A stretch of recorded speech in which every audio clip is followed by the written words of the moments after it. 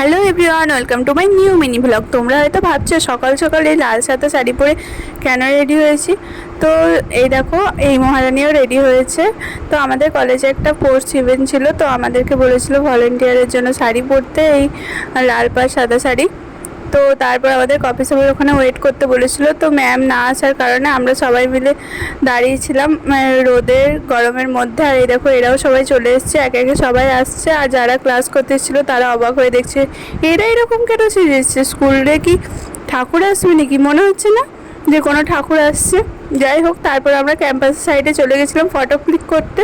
ছবি তো তুলতেই হবে, ছবিগুলো নিশ্চয়ই তোমরা আমার ইনস্টাগ্রাম আইডিতে নিশ্চয়ই দেখে নিয়েছো। তো এখানে চলছিল মেকআপ সেট করা। তারপর আমাদের বলছিল যে থালি আনতে, পুজোর থালিগুলো, মানে হচ্ছে যেই থালিতে ফুল টুল রাখা হবে, পুজোর থালি কী সব বলছি যে আমি। আর এখানে মিম্মাকে দেখছো যে ও ফ্যান নিয়ে যাচ্ছে মেকআপটা যাতে ঠিকঠাক থাকে। ওই ছোটো সা ফ্যানটা খুবই কিউট ছিল। আর এই দেখো, পুজোর এক থালা ফুল দিয়ে দিয়েছিলো কোনো গেস্ট আসলে।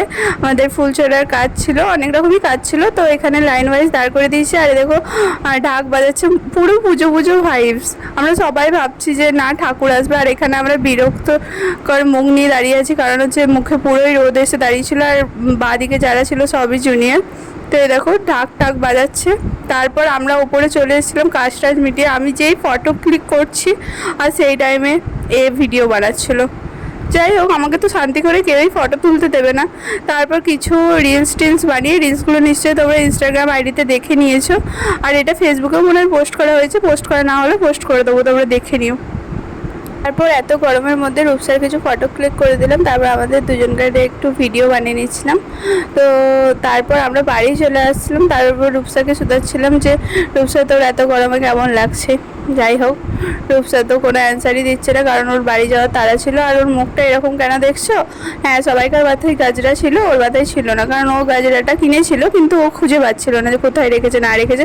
তো গিয়ে থেকে ওই নিয়ে আমাকে জ্বালাচ্ছিল যে গাজরা এনে দে। তো এখান থেকে ফুলের দোকান অনেকটাই দূর ছিল। যাই হোক, এইভাবে ইভেন্টটা পার করলাম। তো দেখা হচ্ছে নেক্সট কোনো ব্লগে। টাটা।